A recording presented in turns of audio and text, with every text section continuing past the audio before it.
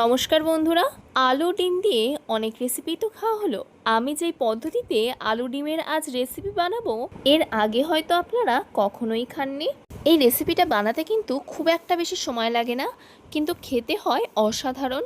মাত্র একটা ডিম আর আলু দিয়েই এত দারুণ একটা রেসিপি করা যায়, আপনারা ভাবতেই পারবেন না। তো ভিডিওটা স্কিপ না করে শেষ পর্যন্ত পাশে থাকার অনুরোধ রইল। এখানে আমি মাঝারি সাইজের আলু ঠিক এমন গোল গোল করে কেটে নিয়েছি। আমি আমার পরিমাণ মতো আলু নিয়ে নিয়েছি, আপনারা আপনাদের পরিমাণ মতো নিয়ে নেবেন। আর নিয়ে নিয়েছি একটা ডিম। এদিকে আমি কড়া গরম হতে বসিয়ে দিয়েছি। কড়াটা গরম হয়ে গেছে, এতে দিয়ে দেব সর্ষের তেল। এই রান্নাটা সর্ষের তেলে করলে তবেই বেশি খেতে ভালো হবে। আপনারা চাইলে সাদা তেলেও করতে পারেন। তেলটা কিন্তু খুব ভালোভাবে গরম করে নিয়েছি। এই গরম তেলের মধ্যে দিয়ে দেব একটা বড় সাইজের পেঁয়াজ কুচি। পেঁয়াজটাকে হালকা ব্রাউন করে ভেজে নিতে হবে। পেঁয়াজটা আমার হালকা ব্রাউন করে ভাজা হয়ে গেছে, খুব একটা বেশি ভাজবো না। এবার এর মধ্যে কেটে রাখা আলুগুলো দিয়ে দেব।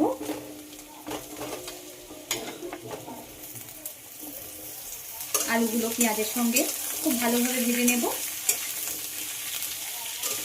বন্ধুরা, বাড়িতে মাছ মাংস না থাকলে আমরা বুঝতে পাই না কি রান্না করব, তাই এই রেসিপিটা একবার হলেও ট্রাই করবে। আশা করি সকলেরই খুবই ভালো লাগবে।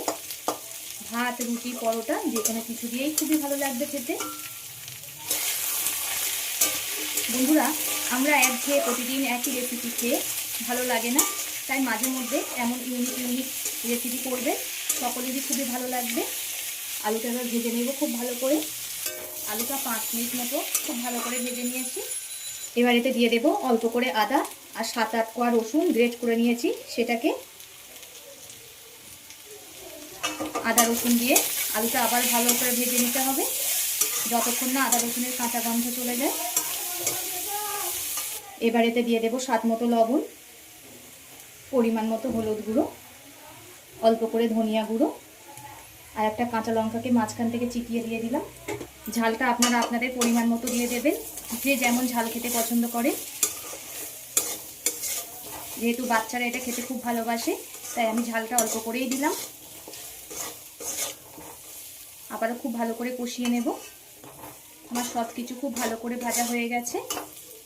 এবার মাঝখানটা একটু ফাঁক করে দেব, মাঝখানে দিয়ে দেব অল্প করে তেল, আর যে ডিমটা ফাটিয়ে রেখেছিলাম সেটাকে দিয়ে দেব।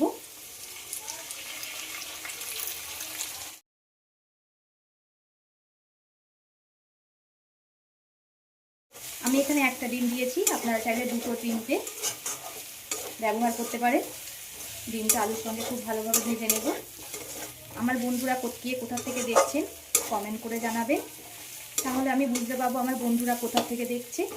আর আপনারা এত সুন্দর সুন্দর কমেন্ট করেন, আমার করতে খুবই ভালো লাগে।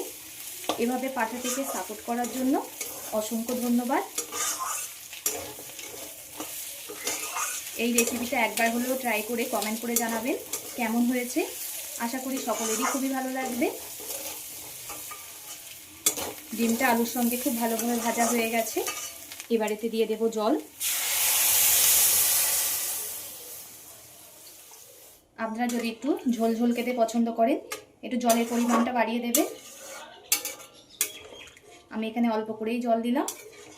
এটা অল্প করে জল দিলে তবে বেশি খেতে ভালো লাগবে। এবার ঝোলটাকে ফুটিয়ে দেব। এবার ঝোলটাকে ফুটতে দেব। ঝোলটা খুব ভালো রকমই ফুটে গেছে। এবার আলুগুলোকে খুন্তির সাহায্যে এমন একটু ভেঙে দিতে হবে, তাহলে সুন্দর একটা গ্রেভি তৈরি হবে। দেখেছেন তো বন্ধুরা, কত সিম্পল রান্নাটা, আর খেতেও কিন্তু দারুণ লাগে। ডিম আলু তো আমাদের সকলেরই বাড়িতে থাকে, তাই এই রেসিপিটা একবার হলেও ট্রাই করে দেখবেন, খুবই ভালো লাগে কিন্তু খেতে। আমি একটু শুকনো শুকনো করবো, তাই একটু ঝোলটাকে কমিয়ে নেব। এবার এতে দিয়ে দেব অল্প করে কাসৌরি মেথি। আপনারা চাইলে এই কাসৌরি মেথিটা স্কিপও করতে পারেন, কিন্তু দিলে বেশি খেতে ভালো হবে। আবার একটু ফুটিয়ে নেব। প্রতিদিন কর্মব্যস্ততায় আমরা বুঝতে পারি না সকালে ব্রেকফাস্ট বা রাতের ডিনারে কি রান্না করব, তাই চটজলদি এই রেসিপিটা বানিয়ে নেবেন, খুবই ভালো লাগবে খেতে। আর সবাই আঙুল চেটে পুটে খাবে, ছোট থেকে বড় সবাই বেশি পছন্দ করে এই রেসিপিটা। আমি ঠিক এমন শুকনো শুকনোই নামাবো। সব শেষে এতে দিয়ে দেব অল্প করে গরম মশলা। গরম মশলা দিয়ে গ্যাসটাকে অফ করে দেব। এবার আলুর সঙ্গে একটু নাড়িয়ে নেব। এতক্ষণ ধরে ভিডিওটা ধৈর্য ধরে দেখার জন্য অসংখ্য ধন্যবাদ। সবাই সুস্থ থাকবেন, ভালো থাকবেন। পরবর্তী একটা নতুন ভিডিও নিয়ে আপনাদের সামনে আবার হাজির হচ্ছি।